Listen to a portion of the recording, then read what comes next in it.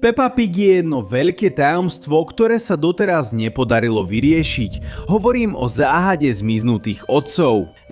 Ak si všimneš rodiny postáv, všetci majú vždy mamu, ale jediný člen, ktorý niekedy chýba, sú otcovské postavy. Dokonca sa zdá, že mužom sa prikladá menší význam ako ženám. Rodičia mamy prasiatko sa na obrazovke objavujú, ale rodičov otca prasiatko nikdy nevidíme. Ale počkajte, tento záhadný príbeh sa ešte viac rozširuje a všetko sa začína u Zuzky ovečky. Zuzka je najlepšia kamarátka Pepy prasiatko. Videli sme ju od začiatku a v mnohých epizódach. Okrem toho, že vieme všetko o Robbie a s kým sa stretáva, veľmi dobre poznáme aj jej rodinu. Alebo možno nie. Na začiatok tu máme mamu ovcu, videli sme aj babku ovcu a dokonca poznáme aj jej staršiu sesternicu, Charlotu ovcu. Ale kde do čerta je Susin otec? Nevidíme ho v jej dome, neobjavuje sa na rodinných stretnutiach a dokonca ho nechcú ani na fotkách. Nič. Zomrel snáď? Opustil Suzy, keď bola bábätko, alebo jednoducho neexistuje? Priatelia, pravda je taká, že oficiálne naozaj existuje a je uznávaný ako člen Susinej rodiny. Tak prečo do pekla sa neobjavuje? No priatelia, myslím, že som našiel odpoveď. V epizóde Tanečná párty v autobuse Peppa povie Zuzke: ak si stúpneš na ockové nohy, nemusíš vedieť tancovať. Ale potom sa Zuzka zamyslí a odpovie: ale... A práve vtedy ju prerušia a vetu utnú. Akože prečo? Bolo to zámerné? Najlogickejšia veta by bola: ale ja nemám ocka. To, čo nás všetkých privádza do šialenstva je, že ani samotný seriál nič nepotvrdzuje o Zuzkinom otcovi. A najzvláštnejšie je, že v svete prasiatka Pepy si to nikto nevšíma. Nikto sa Zuzky nepýta na jej otca. Ale veci sa ešte zhoršujú, pretože to nie je len otec Zuzky, ale aj jej starý otec. Ako vieme, babka ovečka sa v epizódach objavuje, ale čo detko ovečka? O tomto detkovi tiež nemáme žiadne informácie. V skutočnosti si mnohí myslia, že jej detko jednoducho zomrel. Pokiaľ na to neexistuje ešte temnejšie vysvetlenie. A čo Charlotte oveha? Charlotte je staršia sesternica Suzy, má okolo 17 rokov, je oveľa samostatnejšia, je vyspelá a keď sa objaví, pôsobí ako niekto, kto už nepatrí do skupiny malých detí. Ujo ovca a teta ovca sú uznávaní ako jej rodičia. Zaujímavé však je, že ich nikdy nevidíme v žiadnej epizóde. Charlotta sa jednoducho objaví sama. A možno by sme si mysleli, že Charlotta má už 17 rokov, možno nepotrebuje, aby za ňou rodičia stále chodili. Ale čo? Oni ju nikdy nechodia navštevovať? Charlotta predsa ešte nie je plnoletá. Neviem, priatelia. A to je pritom len prvý prípad. Ďalšou postavou je Belinda Oso. Belinda nie je postava, ktorá sa objavila len raz a koniec. Je v seriáli už dosť dlho. Vieme, že je trochu staršia, zrelšia a dokonca poznáme aj jej mamu.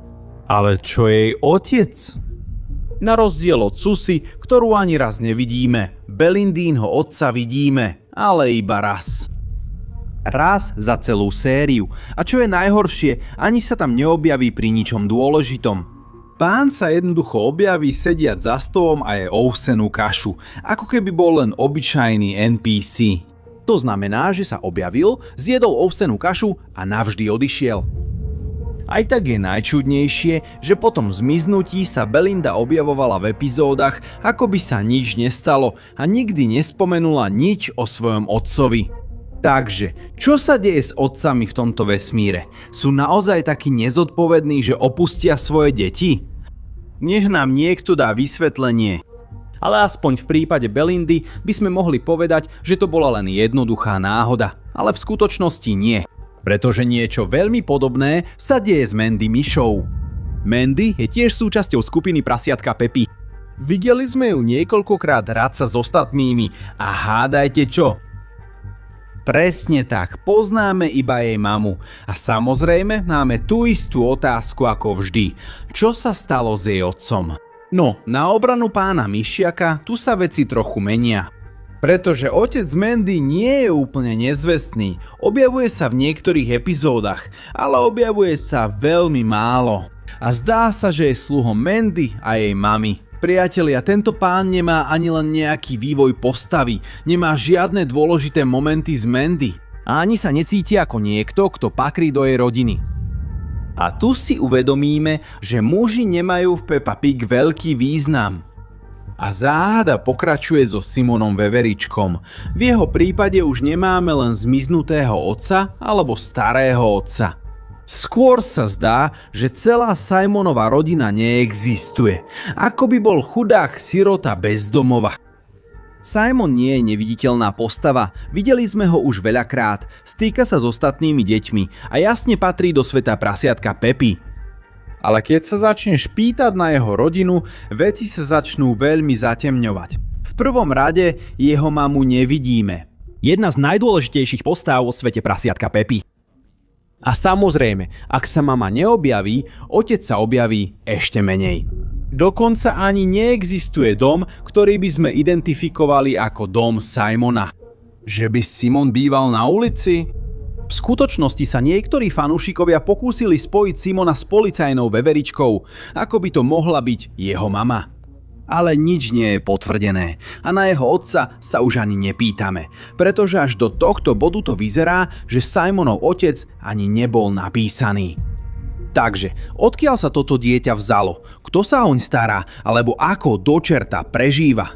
Ale ak ste si mysleli, že sa to deje len s vedľajšími postavami, tak nie.